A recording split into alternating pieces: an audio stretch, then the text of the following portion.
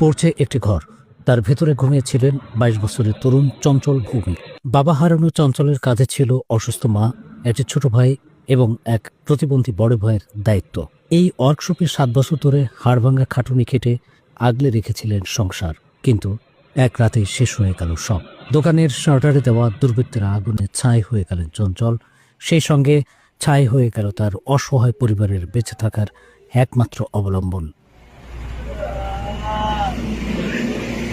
কাজের সূত্রে Narsingdi police line এলাকার খানবাড়ি মসজিদ মার্কেটের একটি গাড়ির ওয়ার্কশপে কাজ করতেন চঞ্চল ভৌমিক। ২৩ জানুয়ারি রাতে প্রতিদিনের মতো কাজ শেষে ক্লান্ত শরীরে দোকানের ভেতরে ঘুমিয়ে পড়েছিলেন তিনি। সিসিটিভি ফুটেজে দেখা যাচ্ছে চঞ্চল ভৌমিক যে ঘরে ঘুমিয়েছিলেন সেটির শাটারের বাইরে আগুন দেয় এই ব্যক্তি।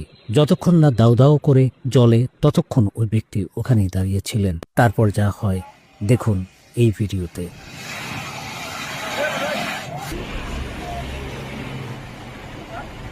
চঞ্চলের বাড়ি কুমিল্লার বরুড়া উপজেলার লক্ষ্মীপুর গ্রামে।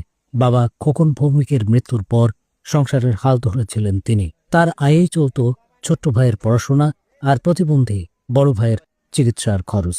আজ চঞ্চল নেই, আজ শুধু এক অসহায় মায়ের বুক ফাটা আর্তনাদ আর ভবিষ্যতের ঘোর অন্ধকার। চঞ্চল ভূমিকে এভাবে শেষ করে দেওয়ায় মাতম করছেন তার স্বজনরা, বিচার চাইছেন সবাই।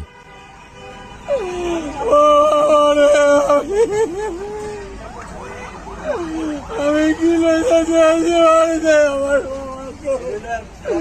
আমার বাবা কই, আমার বাবা,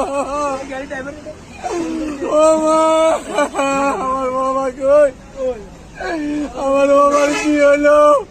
যারা আমার বাবার এই কাজ করছে তাদের উপযুক্ত বিচার আমি চাই, আমি উপযুক্ত বিচার চাই। এই জায়গায় যে ঘটনা ঘটছে এই ঘটনার আমরা সুস্থ তদন্ত করে তদন্ত সাপেক্ষে এর বিচার চাই। এই যে ঘটনাটা পরিকল্পিত ছিল আমার মনে হয়, যেহেতু সিসি ফুটেজে দেখা যাচ্ছে এই জায়গায় প্রায় 1 ঘন্টা যাবৎ সে ছোট ছোট টুকরা নিয়ে